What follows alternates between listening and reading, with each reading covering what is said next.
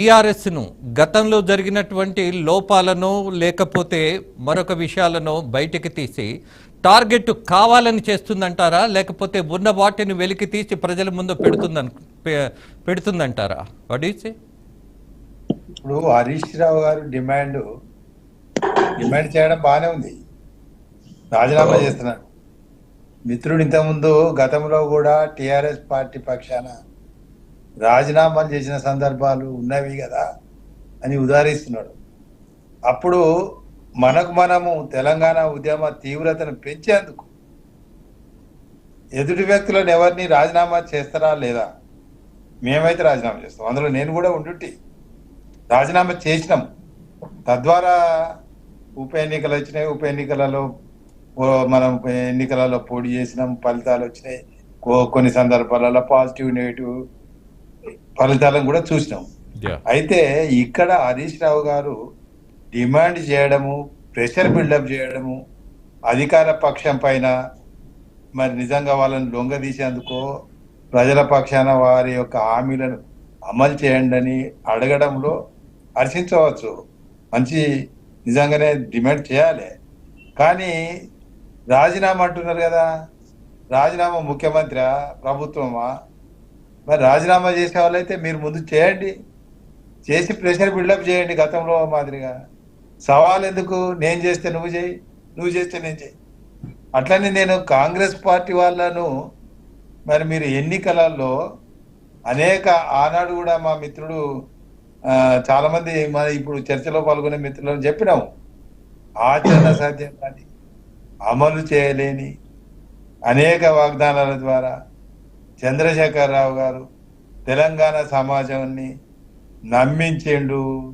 ఇంటికో నౌకరి, 2 పడకల ఇల్లు, రైతు రుణమాఫీ, దళిత బంధు, దళితులకు అప్పుడు బంధు ప్రోగ్రాం తీసుకోకుండా దళితులకు 3 ఎకరాల భూమి, దళిత ఉప ముఖ్యమంత్రి, ఇట్లా ఎన్ని చెప్పలేదండి హరీష్ రావు గారు? మనం గుర్తు చేసుకోవాలి ఒకసారి.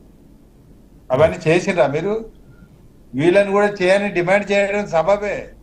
కానీ మీ డిమాండ్లో నిజాయితీ ఉండాలంటే, ప్రజలు నమ్మాలి అంటే మరి మీరు చేయండి, రాజీనామా చేసి వాళ్ళ మీద రేపటి ఎన్నికలలో మీ రాజీనామా ద్వారా ప్రజాక్షేత్రాన్ని, ప్రజలను మీ వైపు మరలించుకొని ఓట్ల శాతాన్ని పెంచుకొని మీ విజయం ద్వారా కాంగ్రెస్ పార్టీ గుణపాఠం చెప్పాలి. ఆ దిశలో మీరు నిజాయితీగా ఈ సవాళ్ళు విసిరి దానికి కట్టుబడి ఉండి ప్రభుత్వం పైన ఒత్తిడి తెస్తే ప్రజలు కూడా హర్షిస్తారు. మీకు రేపు ఎన్నికలలో అవకాశం ఉంటుంది. ఆ దిశలో మీ డిమాండ్ ఉండాలి. కానీ ఏదో ఎన్నికలలో ప్రజలను నమ్మించేందుకో, లబ్ధి పొందేందుకో, ఇంకేదో మరి రేపు మన అభ్యర్థులను, వారి పార్టీ అభ్యర్థులకు గెలుపు అవకాశాలను మెరుగుపరుచుకోవడానికే ఈ సవాళ్ళు. కానీ ఇందులో నిజాయితీగా ప్రజలు నమ్మేటట్టు లేరు, నిజాయితీ కనిపిస్తలేదు అనేది నా అభిప్రాయం. విజయరామారావు అన్న, మనకేంటంటే వీళ్ళు అసెంబ్లీ ఎలక్షన్ ముందు వాగ్దానాలు చేశారు, డేట్ తో సహా చెప్తారు కదా అని బాగా. ఇప్పుడు మీరు చూసారు, మేము చూసాం, మనం టీఆర్ఎస్ కూడా చేసినాము, ఇప్పటి వరకు అమలు చేయలే, 15 నెలలు కూడా అమలు చేయలే. అట్లా నేను కాంగ్రెస్ పార్టీని చేయొద్దంటే చేయాలి, వాళ్ళు చెయ్యాలి. ప్రజలను మోసం చేయొద్దు, మనలాగా ఏ పార్టీ కూడా చేయొద్దు. హామీ ఇస్తే అది నెరవేర్చాలి.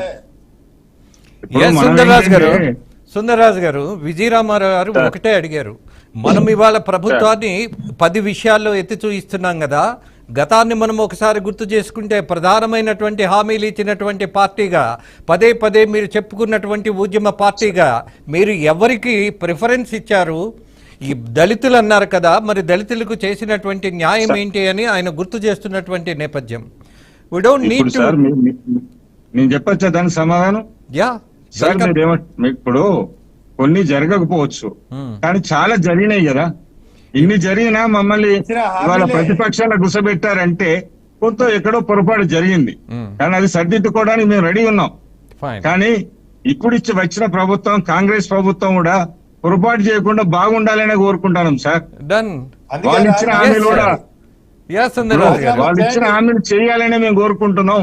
Yes sir. హామీలు వాళ్ళు ముందు అమలు చేయాలి, చేస్తారా మంచిగా లేదా? ఉండాలని కోరుకుంటాను సార్. బట్ ముఖ్యమంత్రి కాదు ఒక విషయం. యా దానికే కదా మనం అంతం చేసేది.